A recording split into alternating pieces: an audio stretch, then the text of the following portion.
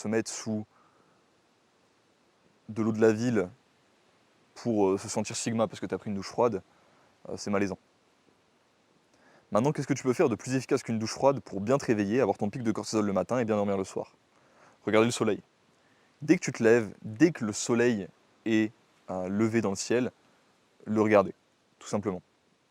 Il n'y a rien de plus efficient, et ça paraît quand même assez logique, quand tu sais que nous, on a passé la majorité de notre histoire, les humains, à se réveiller avec le soleil. Il n'y a rien de plus efficient que justement de regarder le soleil pour régler ton horloge circadienne. Et les autres stress que tu vas avoir par choix dans ta journée, ce serait bien de les concentrer le matin. Donc si tu décides de boire du café malgré le fait que ce n'est pas idéal pour ta santé, bois-le le matin. Si tu décides de t'entraîner, l'idéal ce serait de t'entraîner le matin. Si tu décides de... Alors pour les sports de combat, ce genre de choses, ça va être plus compliqué. Et bon, il y a un moment où il faudra aussi faire avec tes circonstances de vie, tu vois. Faut pas non plus que ça devienne un truc irréaliste. Mais voilà, généralement, concentrer tes sources de stress si tu le peux le matin. Si tu as des embrouilles avec des gens dans ton entourage ou ta famille, le matin c'est mieux, pareil.